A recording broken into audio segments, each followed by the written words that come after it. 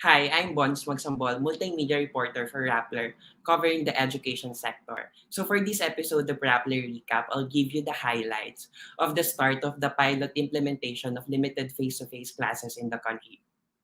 So today on November 15, the Philippines began face-to-face classes in a pilot approved by President Rodrigo Duterte. So supposedly, there were 100 schools na nagsimula dapat ng face-to-face classes. Pero kanina nabalitaan natin na merong mga schools, especially sa Zambales, na hindi nakapag-start due to some reason. So mamaya bibigyan natin kayo ng rundown kung anong nangyari doon. So yeah, 100 schools yung nag-start. So scattered siya across different regions in the Philippines and wala sa virus epicenter Metro Manila and sa yung nakapasok or nakapag-start ngayon dito. And then starting next week, November 22, meron namang 20 private schools na magsa-start din ng pilot run naman nila. So yeah, let's see kung paano magpe-play out yung implementation ng private schools and paano natin siya may compare in terms of readiness, in terms of facilities of course compared to public schools. And then President Duterte recently approved or allowed to add more schools dito sa pilot implementation ng face-to-face. Kasi yung 100 schools na public at 20 na private schools, sobrang maliit lang siya na percentage ng total number of schools in the country kasi there are about 48,000 public schools in the country. So imagine how, kung gaano kaliit yung percentage na yon. So yung Department of Education kanina, they said na they estimated na there were about 5,245 students yung sumali sa pilot run ng face-to-face classes natin today. So kung matatandaan natin, ilan ba yung enrollees natin for public schools? So kung matatandaan nyo na nag-start yung online learning or distance learning again noong September 13, meron tayong 24 million na public school. So, sobrang liit lang talaga. Parang hindi pa siya nag-reach ng 0.01% kung kukunin mo yung percentage niya in terms of enrollees for public school. So, sobrang liit niya. So ayun, yung second highlight nga yung napag-usapan natin or nabanggit ko kanina na merong mga schools na nag-postpone nung implementation nila ng pilot run kasi nga for one, yung mga staff nila, both teaching and non-teaching personnel nagkaroon ng COVID-19. So nung yung mga schools na to ay San Marcelino National High School and Baliwet Elementary School. So sinasabi, hindi nila disclose though sa statement ng DepEd kung ilan yung teachers na nag-positive sa antigen. So nagkaroon sila kasi ng screening na for COVID before the start of classes. So just yesterday, mayroong mga nag-positive sa kanila. So yung dalawang school na yon hindi na nagtuloy. And then yung Banawen Elementary School also in Zambales had to postpone din their pilot run of limited face-to-face classes kasi iniintay pa ng mga teachers yung results nila up until now. So stay tuned to Rappler for more updates. So this is a developing story. So kung matatandaan nyo, sinabi ng DepEd na yung COVID-19 testing hindi siya required for students attending the limited face-to-face classes. Pero itong mga teachers kasi na to, they underwent testing kasi required sila. So yun naging dahilan kasi ng DepEd dito kaya hindi daw nila isa subject sa testing yung mga bata kasi it will be very traumatic for them na mag-undergo ng swabbing. So 'di ba, parang pero yung nawawalang nalimutan ng DepEd dito kasi 'di ba sa Philippines beginning January earlier this year 2021 na-approve na din yung saliva-based testing. So it's easier, it's cheaper, and it's faster. So alam mo yun, para and acceptable siya. Acceptable din siya at ginagamit siya ng ibang countries, especially the United States. Ayun. And then, yeah, so ngayon, we're coming from you live from, ayun nga, Pangasinan. So, nandito yung Rappler team kasi nag-cover kami ng limited face-to-face classes dito.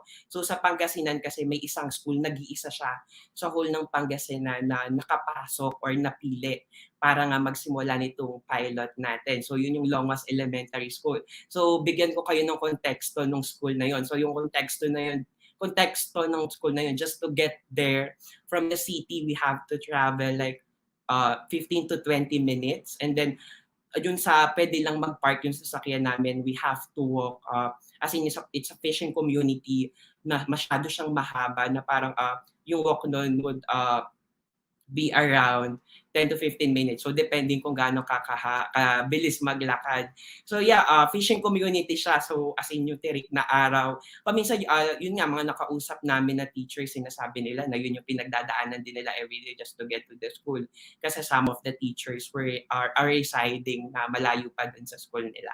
So, yun. And then, yung isa pang konteksto din ng school na yun is open space siya. Like, marami siyang open space kasi napapaligiran siya ng asinan or yung as in gagawaan ng asin, ng salt. So yeah, and then the schools were retrofitted. So makikita mo na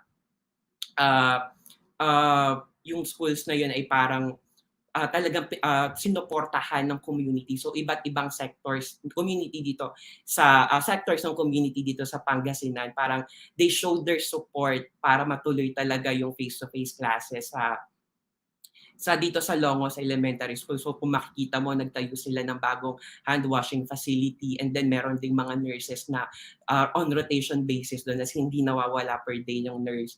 And then every classroom, meron mga plastic barriers. Pero 'di ba, parang ngayon kasi merong ongoing debate kung useful ba at all itong mga plastic barriers na to, kasi 'di ba, katulad ng issue sa face shield na parang 'di ba, yung virus pwedeng matrap kasi yun sa gilid. So baka mag-cause pa siya ng infection instead na maka-prevent.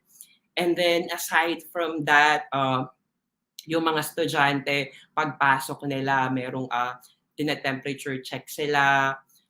And then what's cool about what we found there is that they were using this QR code. So yung QR code na yun, hindi mo kailangan ng gadgets or internet. So each student provided sila ng QR code that corresponds to their ID. So yung ID na yun, nagsaserve na din siya as contact tracing. So itatap lang din yun ng mga estudyante nila sa pagpasok nila sa school para makita yung record nila doon. And then, meron silang binuo na maliit na isolation area. So yun, kapag yung estudyante ay nagkaroon ng temperature na 37.5 or above, so imo-monitor yung estudyante doon sa isolation area habang nag-aantay ng medical attention. So yeah, I actually did a tour kung doon sa school na yun. So you can check it out on Rappler sa mga videos namin. Isa yun sa mga videos na ginawa namin.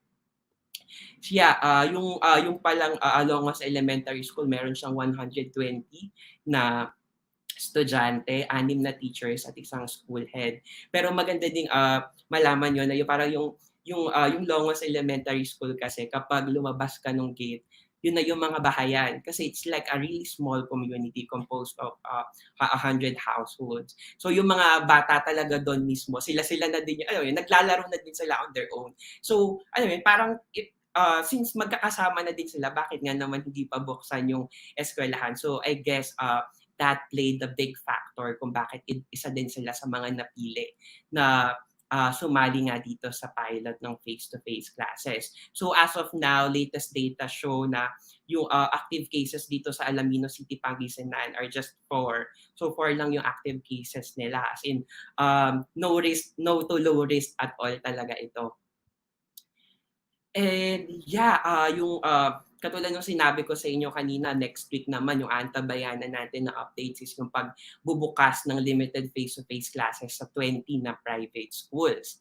So yan, though hindi pa binibigay ng DepEd yung list or yung names ng mga schools, pero nagbigay na sila ng hint na yung mga schools na to kung saan sila manggagaling. So walang schools pa na nanonominate from Metro Manila, though Metro Manila is under alert level 2. So yung alert level 2 kasi, that would mean okay na or pwede nang payagan yung limited face-to-face classes. So ito naman yung sinasabi talaga ng Department of Education at ng Department of Health na once na malagay na sa alert level 2 yung Metro Manila, pwede nang mag-nominate yung DepEd, yung DepEd regional unit nila doon kung ano yung mga schools na pwede. So tingnan natin, katulad nga nung sinabi ko, President Duterte has allowed to add more schools for this pilot implementation. So let's see in the coming days if magkakaroon ng schools from Metro Manila or from neighboring provinces like Calabarzon. And kanina din, magandang development din to na parang the DepEd said that it was not requiring students na or teachers to wear face shields in the pilot run of face-to-face classes starting today. So parang ito, malaking development to kasi just recently nag-release kasi ng guidelines yung DepEd kung ano yung mga dapat gawin or health protocols na kailangang i-follow ng mga students or teachers habang nasa classroom. At yun nga, sa nilabas nila recently, if I'm not mistaken, that was last Friday, na kailangan naka-face shield sila.